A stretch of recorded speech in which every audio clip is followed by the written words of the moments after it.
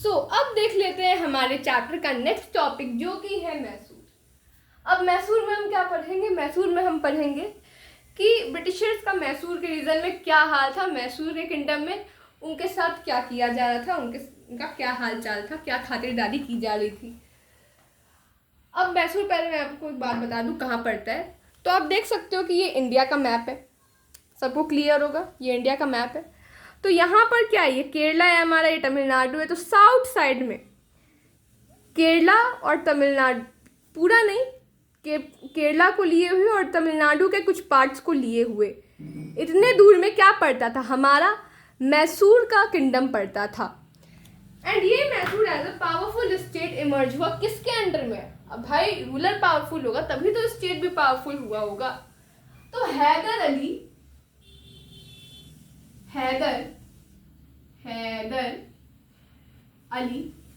जिनका ruling period कितने से कितना था? जिनका रूलिंग पीरियड 1761 से लेकर 1782 तक था। एंड हैदर अली के सन टीपू सुल्तान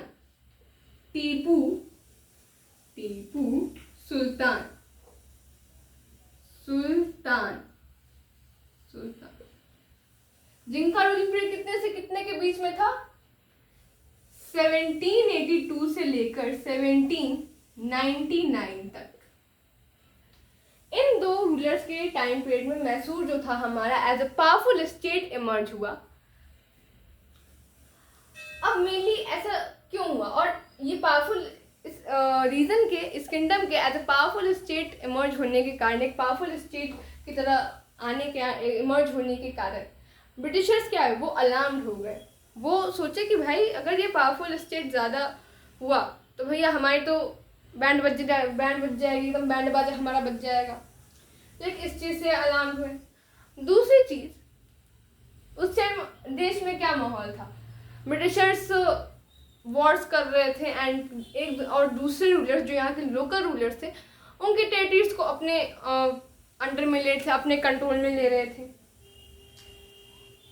तो टीपू सुल्तान ने ये चीज़ समझ ली एंड उन्होंने सोचा कि, और उस टाइम पे मैंने क्या बताया, वो एज अ ट्रेडर्स आए थे, तो वो ट्रेड भी कर रहे थे। वो एक तरफ ट्रेड कर रहे हैं, दूसरी तरफ पॉलिटिकल अपना पावर भी सेटअप कर रहे हैं। तो टीपू सुल्तान ने सोचा अगर इनके साथ ज़्यादा ट्रेड किया तब तो भाई दिक्कत है। टीपू सुल्तान और हैदर अली ने सोचा कि अगर इनके साथ ज़्यादा ट्रेड किया, इन दोनों ने सोचा ज़्यादा ट्रेड किया तो हो सकता है ये, जैसे बंगाल में इन्होंने धोखा दिया, हो सकता है मैसूर में भी धोखा दे दे, मैसूर को भी वैसे कब्जा कर ले, जो कि अच्छी बात नहीं थी। तो भाई इस स्थिति में करे क्या? आपको अपने दुश्मन को हराना होगा। मानो ये चंपक लाल है, ठीक है, ये चंपक लाल है या फिर चिंटू लाल है, जो भी आप समझो, ये चिंटू लाल है, ये है आपका दुश्मन। अब आपको इसको क्या करना है, इसको हराना है, इसका खेल खत्म करना है। अब आप इसके दोस्त के पास जाओगे या फिर दुश्मन के पास? ऑब्वियसली बात है, दुश्मन के पास जाओगे, दोस्त के पास जाओगे तो वो तुमको उल्टा मार के भगाएगा कि दोस्त को मेरे बोल रहा है। तो सेम चीज टीपू सुल्तान ने ब्रिटिशर्स के साथ की। उन्होंने क्या किया, ब्रिटिशर्स के दुश्मन, यानी दुश्मन नहीं बोल सकते, ट्रेड के दुश्मन, क्योंकि फ्रेंच यहाँ पे अपना ट्रेड एस्टैब्लिश करने में परेशान थे, ब्रिटिशर्स अपना ट्रेड एस्टैब्लिश करने में परेशान थे।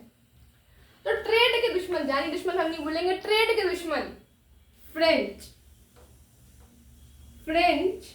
के साथ जाके हाथ मिला लिया। बोला कि फ्रेंच हम दोनों भाई भाई। टीपू सुल्तान ने फ्रेंच से क्या कहा कि भाई हम दोनों भाई भाई, दुश्मन का दुश्मन दोस्त होता है, ब्रिटिशर्स को साथ मिलके मारेंगे। और फ्रेंच के साथ मिलके टीपू सुल्तान ने क्या किया, इन्होंने अपनी जो आर्मी थी उसको मॉडर्नाइज कर दिया और अच्छा कर दिया फ्रेंच की हेल्प से। और इन्होंने एक और चीज़ क्या की, इन रूलर्स ने, मैसूर के रूलर्स ने एक और चीज़ क्या की, क्योंकि उस टाइम पे हम जानते हैं वो ट्रेड करते थे, तो ट्रेड में अब एक्सपोर्ट, मैसूर से सामान भी तो एक्सपोर्ट होता होगा ना बाहर। तो जितने भी, अब कौन कौन चीज़ें एक्सपोर्ट होती थी मैसूर से? 3 मेन चीज़ें एक्सपोर्ट होती थी। कौन कौन? आपको इसको इस ट्रिक से याद रखना है, PCS, ठीक है, PCS, P से पेपर, C से कार्डमम, S से सैंडलवुड। पेपर हम सब जानते हैं, वो छोटी छोटी गोल गोल काली मिर्च रहती है, छोटी छोटी गोल गोल सी रहती है, काली काली, उसको हम पेपर बोलते हैं। कार्डमम हम इलायची को बोलते हैं। एंड सैंडलवुड एक टाइप की लकड़ी है। सैंडलवुड मतलब ये नहीं कि जो सैंडल है उसको मैं लकड़ी घुसा दी या फिर लकड़ी से बना दिया, वो उसको सैंडलवुड नहीं बोलते हैं। सैंडलवुड एक टाइप की लकड़ी है जिसको हम नॉर्मली हम क्या कहते हैं, नॉर्मल भाषा में हम चंदन बोलते हैं, चंदन की लकड़ी, उसी को हम सैंडलवुड बोलते हैं। और ब्रिटिशर्स मैसूर से मेन दो चीज़ें क्या वो ट्रेड के लिए वो ले जाते थे, दो चीज़ें, पेपर और कार्डमम। इन दो चीज़ों को ब्रिटिशर्स मेनली मैसूर से ले जाया करते थे ट्रेड के लिए। अब भैया जब ट्रेड ही बंद हो गया तो ये ले जाएंगे कहाँ से? टीपू सुल्तान ने अपने एरिया के जितने भी लोकल मर्चेंट्स थे, लोकल ट्रेडर्स थे, उन सबको क्या किया था, मना कर दिया था कि भैया अगर गलती से भी तुम मुझको सपने में भी दिख गए ब्रिटिशर्स के साथ ट्रेड करते हुए, ब्रिटिशर्स के साथ किसी भी चीज़ का ट्रेड करते हुए, तब तो भैया तुम गए काम से। जितने भी लोकल ट्रेडर्स मर्चेंट्स थे उनको टीपू सुल्तान ने ब्रिटिशर्स के साथ ट्रेड करने से मना कर दिया। अब तो भाई ट्रेड हो ही नहीं रहा है, और वो दो चीज़ें जो मेन चीज़ें ब्रिटिशर्स यहाँ से ले जाके प्रॉफिट कमाते थे, वो तो चीज़ भैया प्रॉफिट मिल ही नहीं रहा है, सामान नहीं आएगा तो प्रॉफिट कहाँ से मिलेगा? अब ये दूसरी चीज़, ब्रिटिशर्स को बहुत गुस्सा है इस चीज़ पे। एंड मेनली कहाँ पर मना किया, तो एक और चीज़ आप देखो, मैं आपको मैप से समझा रही हूँ, बिकॉज आप जब मैप से समझोगे तो आपको ज़्यादा क्लियर होता है कोई भी चीज़। इधर देखो, मैंने आपके लिए मैप निकलवा रखा है। तो अभी हमने क्या देखा था, यहाँ पे देख सकते हो लिखा है केरला और तमिलनाडु। तो मैंने क्या बताया था, इस रीजन में क्या है, मैसूर का एरिया पड़ता है हमारा, मैसूर किंगडम पड़ता है। और यहाँ पे आप देख सकते हो क्या लिखा है, मालाबार कोस्ट। तो इस रीजन में मालाबार कोस्ट था, एंड इस मालाबार कोस्ट में, मालाबार कोस्ट हमारा मैसूर में पड़ता था, एंड इसी मालाबार कोस्ट में क्या था, एक प्रॉफिटेबल ट्रेड होता था, बहुत प्रॉफिट वाला ट्रेड होता था। एंड उसी ट्रेड को टीपू सुल्तान ने बंद करवा दिया। और ये कब किया, तो ये जो चीज़ है, ये जो ट्रेड बंद करवाने की प्रक्रिया है, ये जो सॉरी प्रक्रिया नहीं बोलूँगा इसको, जो काम है वो कब किया, 1785 में किया। 1785 में किया। किसने किया, टीपू सुल्तान ने किया। क्योंकि भैया 1782 में जब हैदर अली थे नहीं, तो 1785 में भाई टीपू सुल्तान नहीं बोल रहे होंगे, टीपू सुल्तान नहीं बोला होगा, हैदर अली ऐसा थोड़ा ना जमीन ये धरती पे आके उन्होंने बोला होगा वापस से पुनर्जन्म लेके कि हाँ ट्रेड बंद करो, टीपू सुल्तान ने किया था। आप देख सकते हो रूलिंग पीरियड के हिसाब से। अब ये सारी चीज़ों को क्या, इन सारी चीज़ों की वजह से क्या हुआ, जो ब्रिटिशर्स थे वो एक तो अलार्म्ड हो गए, दूसरे उनको गुस्सा आया। एक तो उन्होंने सोचा कि भाई हमारा जो ट्रेड है वो अब ठीक से चल नहीं रहा है, दूसरा उनको गुस्सा आया।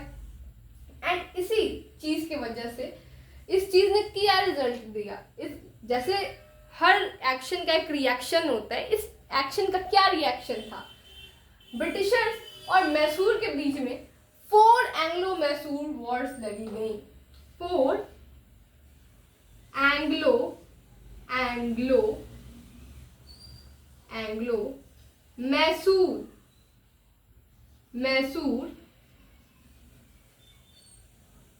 वॉर्स लड़ी गई। 4 एंग्लो मैसूर वॉर्स लड़ी गई। कितने से कितने के बीच में, तो 1767 से लेकर 1799 के बीच में 4 एंग्लो मैसूर वॉर्स लड़ी गई। And in Anglo Mysore Wars में जो 4th एंग्लो मैसूर वॉर था, अनफॉर्चुनेटली टीपू सुल्तान की उसमें डेथ हो गई। कैसे, तो क्या हुआ था कि जो 4th एंग्लो मैसूर वॉर थी उसको हम क्या बोलते हैं, बैटल ऑफ सेरिंगापटम ही बोलते हैं, बैटल ऑफ सेरिंगापटम ही बोलते हैं 4th एंग्लो मैसूर वॉर को। 4th एंग्लो मैसूर वॉर को हम क्या बोलते हैं, battle of Seringapatam, battle of Seringapatam.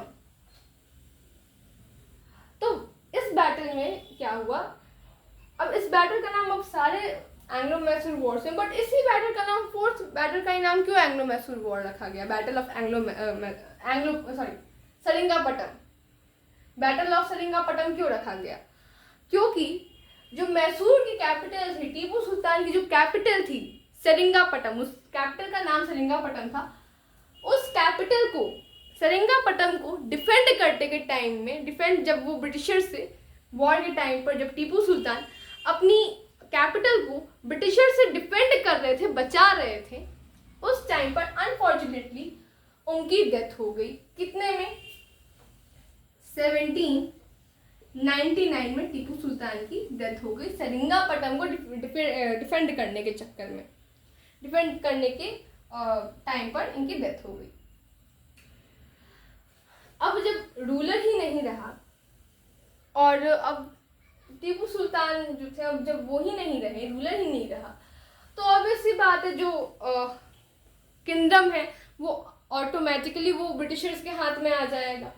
तो अब इन्होंने क्या किया, इन्होंने मैसूर के कुछ पार्ट्स को किसको दे दिया, इन्होंने कुछ पार्ट्स को वोडेयार्स नाम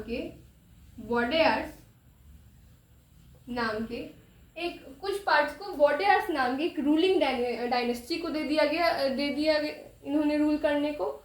एंड कुछ पार्ट्स को इन्होंने हैदराबाद के जो निजाम्स थे, निजाम कहाँ के, हैदराबाद